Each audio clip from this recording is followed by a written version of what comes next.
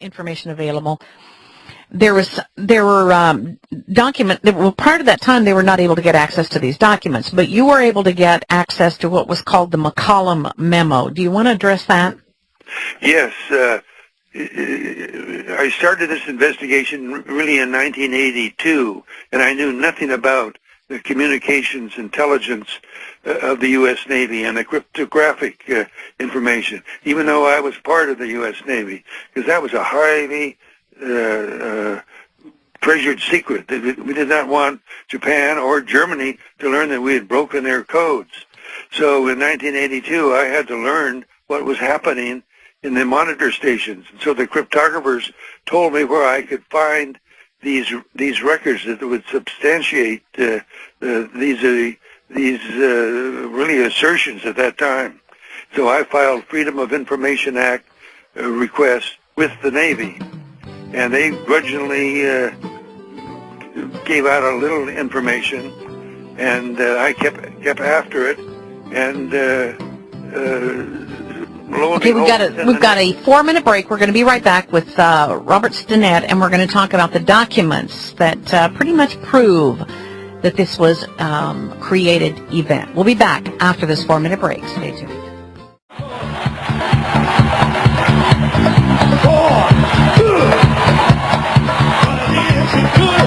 That's right, ladies and gentlemen, war. What is it good for? I'll tell you what, they make a lot of money. And when you don't make anything in your country anymore, there's no manufacturing plants, well, we got to make money somewhere. War is one of the best ways in the world to do it.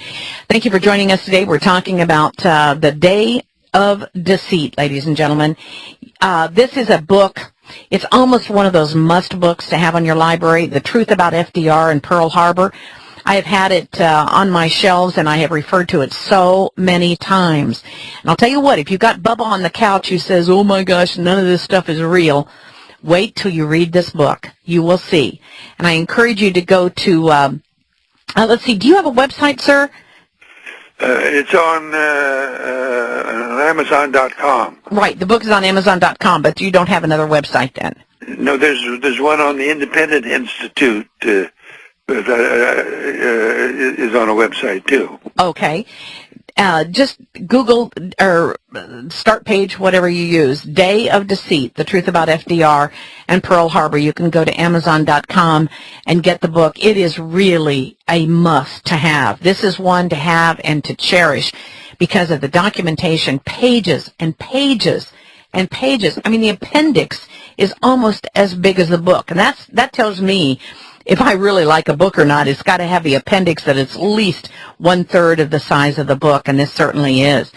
Let's go back to the McCollum document, because there were certain things that made people like you start to question.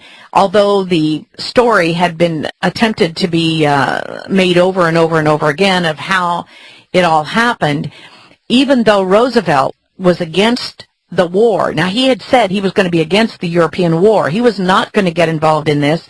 And so now it's as if he had a decision to make. Now, what level do we think that this document, the McCollum document, went to? Do we know that it went all the way up to FDR? The McCollum memo was written in October 1940, and it was a proposal to entice Japan to attack us at Pearl Harbor. And it was written by Arthur McCollum, who was head of the Navy's Far Eastern desk. He sent it to the head of Naval Intelligence, and he called for 8 provocations to be aimed at Japan. I can only trace it to the head of the Navy Intelligence, but all 8 provocations were signed into law by President Roosevelt.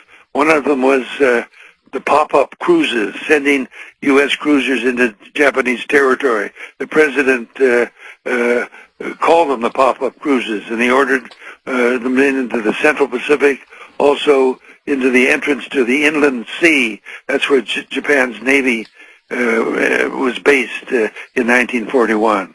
So Navy records show that all 8 provocations were put into place. President Roosevelt signed them into order. One of them called for a complete embargo against Japan, which he signed as an executive order in July 1941. And even though all of these documents came forward later on, there were 10 official U.S. inquiries that said that the U.S. government really had no involvement in this, or I'm not quite sure what their result was, but all of them sort of said, oh, we are so stupid, it was incompetence, we underestimated our enemy, the same kind of excuses that they use today. Well, that is right. But you see, immediately after December 7th, the Navy started hiding all of their these communications intelligence, these intercepts in vaults.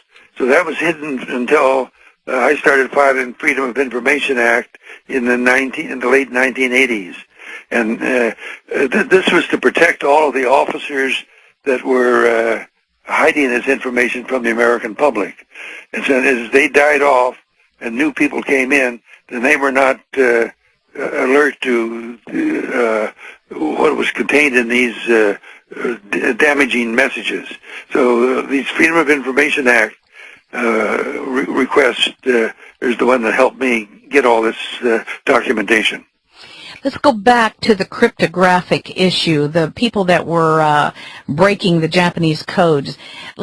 How do we know that U.S. signals intelligence was that advanced to where they could break the Japanese codes? After we get back from this 3-minute break, what evidence do we have that those codes had been broken and that we knew what Japan was going to do? We'll be right back with our guest, Robert Stinnett. The book is Day of Deceit. It is a must.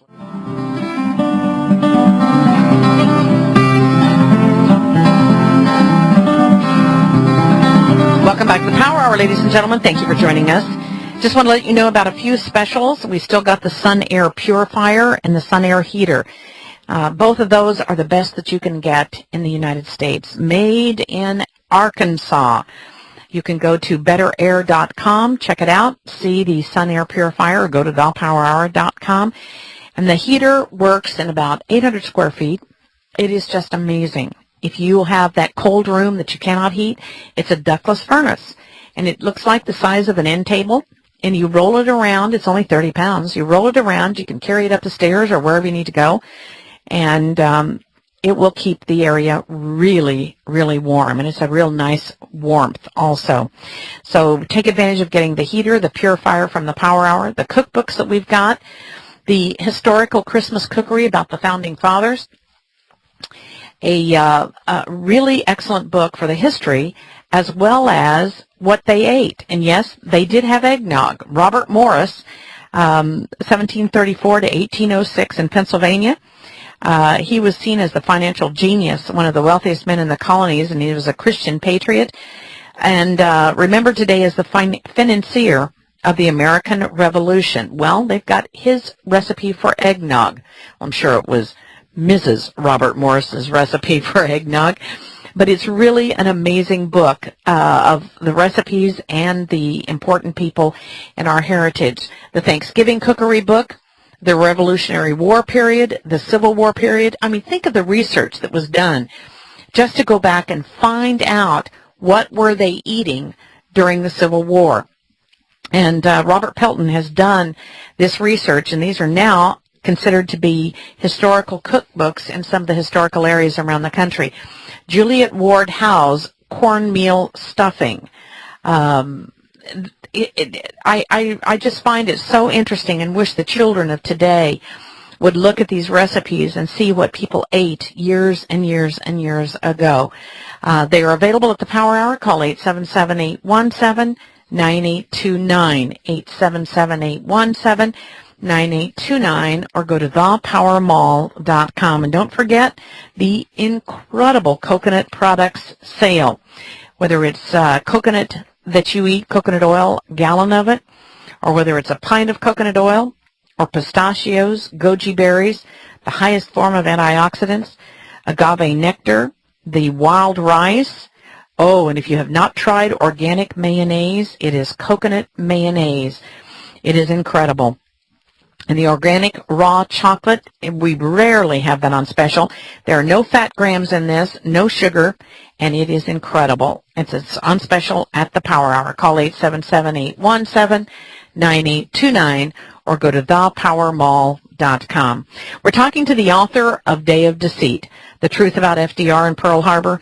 And you know what? He is so much more than an author. He is a man who dared to challenge the prevailing story. He dared to challenge this 20 years ago when we were all sitting around buying the story of how the bad guys came over and bombed the good guys at Pearl Harbor.